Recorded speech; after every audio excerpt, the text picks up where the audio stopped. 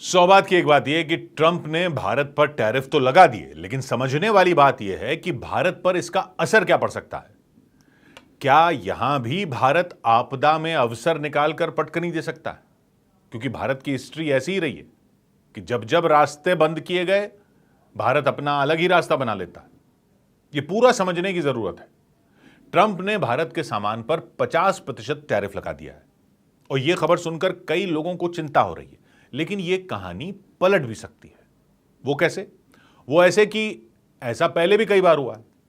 भारत ने बार बार दिखाया है कि जब कोई उसे दबाने की कोशिश करता है, खासकर अमेरिका, तो वो न सिर्फ मुश्किलों से बाहर निकलता है बल्कि और मजबूत होकर उभरता है।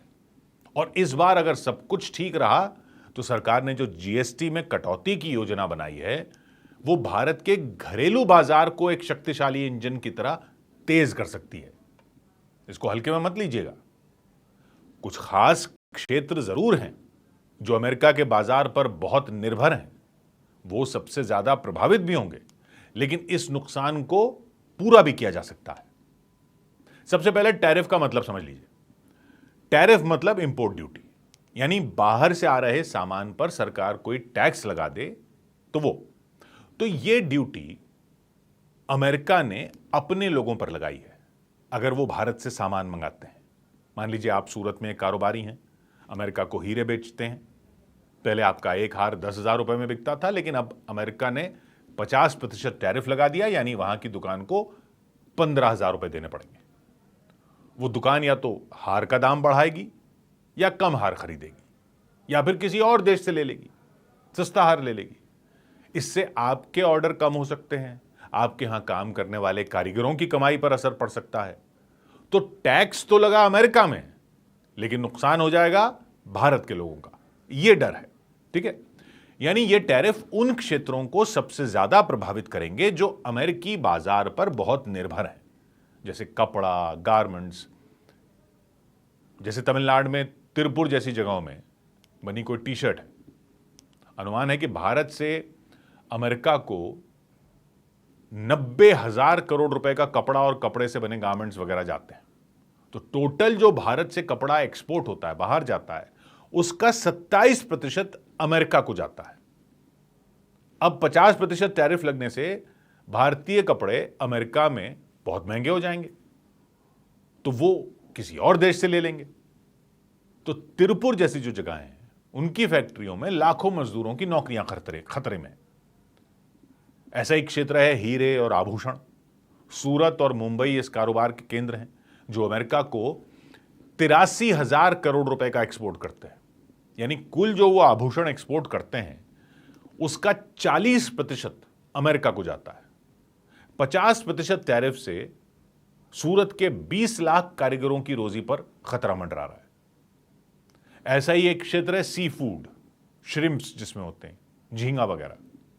तो विशाखापट्टनम, चेन्नई, उड़ीसा, पश्चिम बंगाल के तटवर्ती इलाके अमेरिका को 20,000 करोड़ रुपए का मछलियां, झींगे वगैरह का, श्रिम्प्स का एक्सपोर्ट करते हैं। कुल एक्सपोर्ट का 40% है ये, उनके कुल एक्सपोर्ट का अमेरिका को 40% जाता है। यानी मछली पालकों को भी नुकसान होगा। कहने का मतलब ऐसे कई और क्षेत्र हैं जहां काम करने वाले मजदूरों और सप्लायरों को दिक्कत होगी, और ये सिर्फ उन शहरों और उन उद्योगों तक ही नहीं रुकेगा। भाई अगर तिरुपुर का एक मजदूर कम कमाता है, वो पास की दुकान पर कम खर्च करेगा, दुकानदार कम कमाएगा, वो दुकानदार अपने बच्चे के लिए नया स्कूल का बैग नहीं खरीद पाएगा, जिससे बैग बेचने वाला दुकानदार प्रभावित होगा। मतलब सब एक दूसरे से जुड़े हुए हैं। तो ऐसा नहीं है कि सिर्फ जो अमेरिका को सप्लाई कर रहा है वही नुकसान में है। वो अगर नुकसान में है तो नुकसान आगे भी ट्रांसफर हो रहा है। सूरत का एक हीरा कारीगर अगर नौकरी खो देता है तो वहां की दुकान से सामान कम लेगा सूरत की दुकान से। विशाखापट्टनम का कोई मछली पालक है, अगर कम कमाता है तो वो अपने गांव के बाजार में कम खर्च करेगा, जिससे वहां के छोटे दुकानदारों की कमाई घटेगी। यहां तक कि बेंगलुरु का कोई एक सॉफ्टवेयर इंजीनियर है, वो भी प्रभावित हो सकता है, क्योंकि अगर अमेरिका में सामान महंगा होने से अमेरिका की अर्थव्यवस्था धीमी पड़ती है तो वहां की कंपनियां भारत को कम प्रोजेक्ट देंगी। तो ये सब जुड़ा हुआ है। विशेषज्ञों का कहना है ये टैरिफ भारत की जीडीपी को, कुल जो पूरा देश में जो कारोबार होता है, जो पूरा प्रोडक्शन होता है, उस सब जीडीपी कहते हैं उसे, ग्रॉस डोमेस्टिक प्रोडक्ट, उसको 0.2 से 0.6% तक कम कर सकते हैं। यानी पूरा सब कुछ कम हो जाएगा तो सरकार के पास पैसा कम आएगा। सरकारी योजनाओं, सड़कें, स्कूल, अस्पताल, इन सब के लिए पैसे कम होंगे तो हर भारतीय पर असर पड़ेगा इसका। यह हुई टैरिफ की कहानी। लेकिन यहीं से कहानी पलटने की भी शुरुआत हो सकती है कि इस वजह से नुकसान होगा तो इसकी भरपाई कैसे होगी। भारत सरकार ने जीएसटी में कटौती की योजना बनाई है। अब यह कटौती ऐसे टाइम पर आ रही है, ऐसे टाइम पर हो रहा है ये कि इस मुश्किल को एक बड़ा मौका बना सकती है। वो कैसे? अभी जीएसटी के 4 स्तर हैं, 5%, 12%, 18% और 28%। ठीक, सरकार इसे 2 स्तरों 5% और 18% तक लाने की योजना बना रही है, जो दिवाली तक हो सकता है। इसका मतलब है कि कपड़े, साइकिल, टीवी, सीमेंट, कई चीजें सस्ती हो सकती हैं। अब सिर्फ 5% और 18% ही रहेगा तो जो 28% जिन पे लगता था वो भी 18 ही होगा, ज्यादा 18 ही है।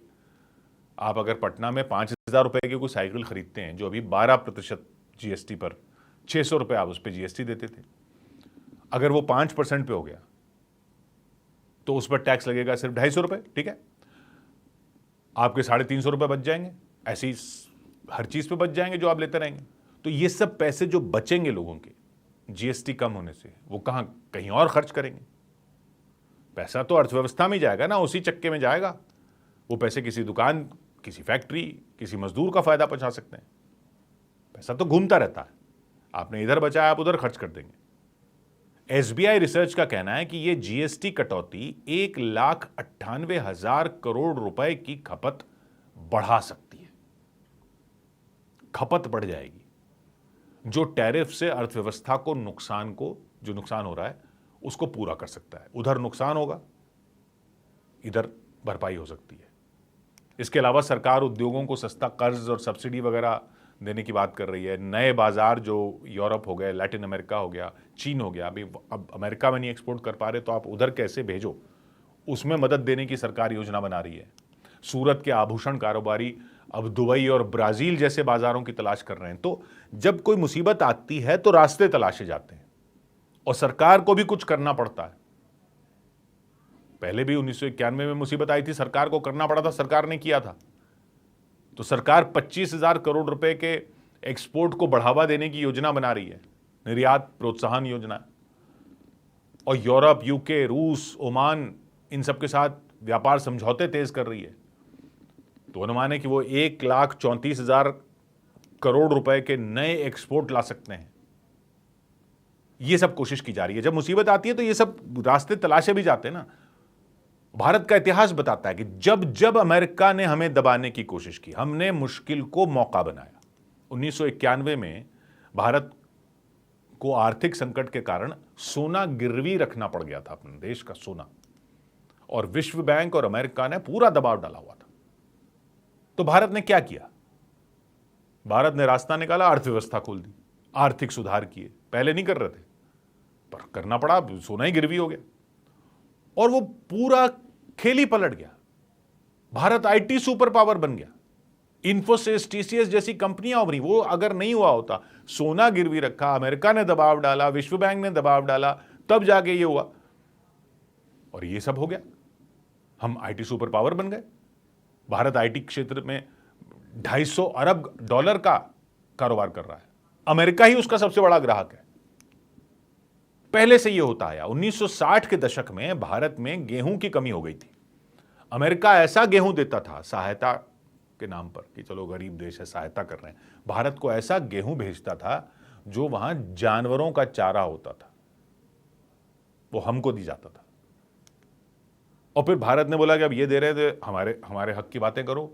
भारत को अपने पाले में लाने पर दबाव में लेने लगा भारत को अमेरिका, कि वियतनाम में ये अमेरिका का सपोर्ट करो, यहां अमेरिका का सपोर्ट करो, वहां अमेरिका का सपोर्ट करो।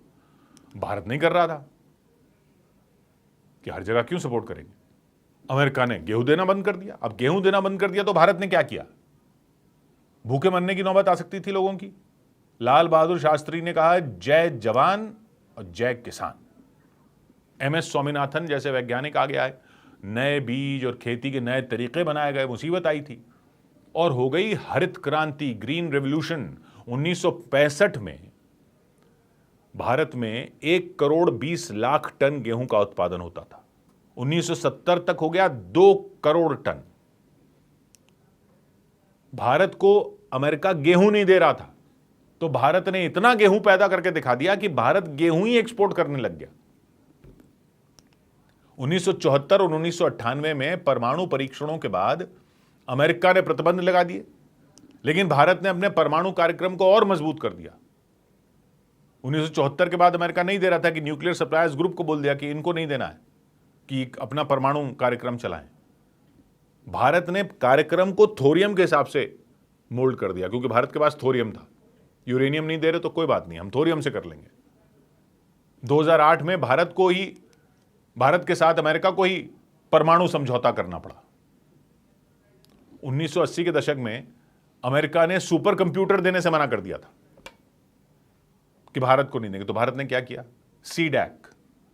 सीडैक नाम की कंपनी बनाई सरकार ने और परम सुपर कंप्यूटर खुद ही बना लिया भारत ने। अमेरिका ने भारत को रॉकेट के इंजन नहीं दिए, तो इसरो ने भी अमेरिकी प्रतिबंधों के बावजूद 1993 में PSLV रॉकेट लॉन्च कर दिया खुद ही।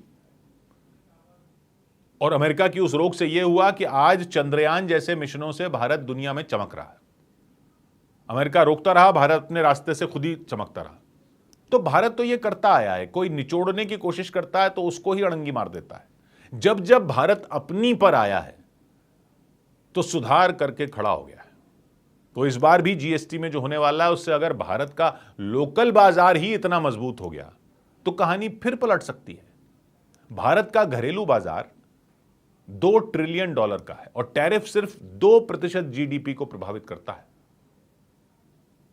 पूरा जो ग्रॉस डोमेस्टिक प्रोडक्ट है, जो पूरा देश में साल भर में जो कारोबार होता है, उसका सिर्फ 2% को टैरिफ प्रभावित करता है